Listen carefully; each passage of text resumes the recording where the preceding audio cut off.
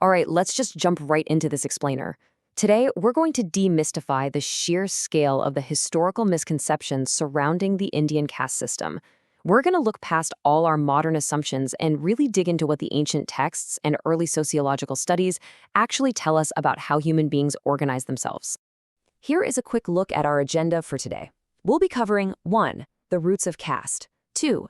Mythological origins and allegories, 3. Fluidity to rigid heredity, 4. How castes actually formed, 5. The sociological framework, and 6. The impact on daily life.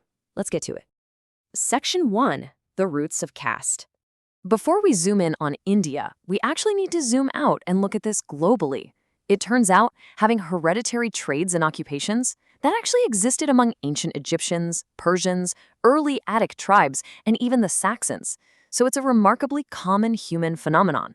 But what is truly surprising is the word we use today to describe this massive social structure. Where does the word caste actually come from? The terminology itself is this fascinating blend of perspectives. It's actually derived from the 16th century Portuguese word casta, which literally meant breed or race. And this foreign label was later mapped onto the indigenous Sanskrit concept of jati, signifying birth or descent. So you've got this ancient, deeply internal, birth-driven social reality that is known worldwide today by the linguistic label given by Portuguese explorers. Pretty wild, right? Section 2. Mythological origins and allegories. So the earliest documents detailing the origins of this system aren't sociological field notes, but rather they're found in ancient Sanskrit literature as divine mythology. According to the Rig Veda, society sprang directly from parts of Brahma, the supreme being. The Brahmins came from his mouth, the Kshatras from his arms, the Vaishya from his thighs, and the Sudras from his feet. But, and this is a big but, our sources point out that this was likely a subtle allegory for functioning civilization. Think about it. The mouth represents instructors and teachers. The arms represent strength and the warriors defending the empire. The thighs represent the providers of food and commerce, and the feet represent the firm support system of the society. So originally, this was really just a metaphor for the division of labor. Moving to Section 3, Fluidity to Rigid Heredity. Okay, so how exactly did a metaphor for a working society turn into a strict, inherited reality? How did these functional allegorical classes eventually transform into something totally inescapable?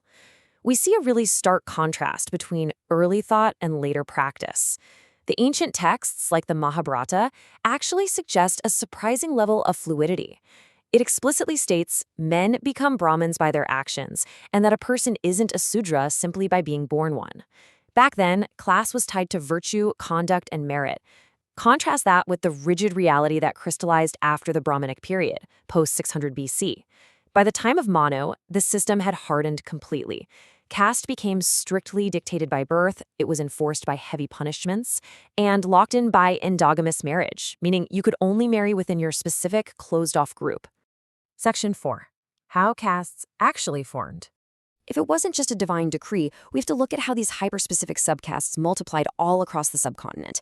We all know the theoretical four Varnas, but the reality on the ground was literally thousands of distinct, separated groups. And this didn't happen through just one mechanism. First off, there were race castes, where indigenous tribes were absorbed into the Hindu fold.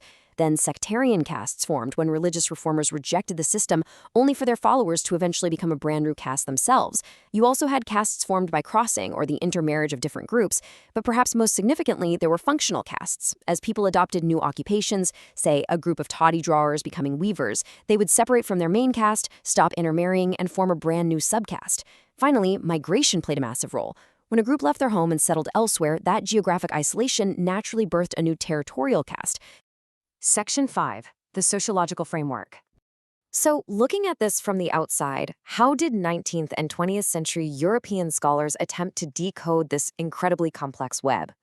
The sources show a really lively debate among experts who are operating almost like historical detectives here. Emile Senart argued that the system evolved from ancient family and clan structures, kind of similar to the Roman gens. On the complete opposite end of the spectrum, Nesfield boldly claimed that function and occupation alone, not religion, not race, formed the entire basis of the caste system. And then you have Oldenburg, who offers this really compelling synthesis. He suggests that the old theoretical fourfold division of society eventually collided and merged with these newer, highly specific functional trade guilds. And that collision created the incredibly complex modern system we see in the historical record. Finally, Section 6. Impact on daily life. Now, theories and ancient texts are fascinating, right? But we absolutely have to understand what these massive, abstract sociological forces meant for the granular daily lives of the people actually living within these boundaries.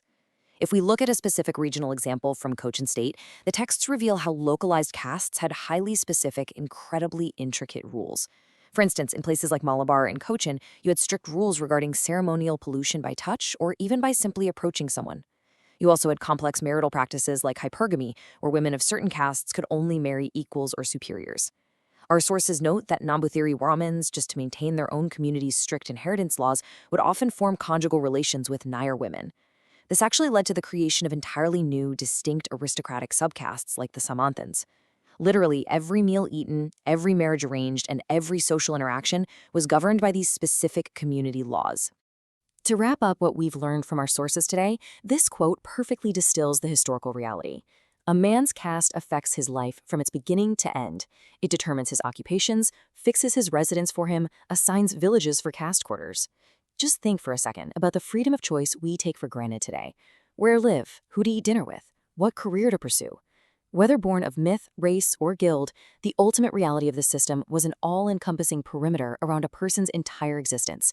It was the ultimate organizing principle of life. So, as we wrap up this explainer, we are left with a pretty profound question about human nature, societal structures, and the enduring legacy of the boundaries we draw around ourselves. We've seen how a metaphorical division of labor hardened into an absolute law of birth. The history of the caste system is a fascinating, complex mirror reflecting exactly how societies organize, divide, and sustain themselves over millennia. Thank you so much for joining me as we unpacked these historical sources, and I really hope this provided you with a deeper, clearer understanding of this incredible sociological phenomenon.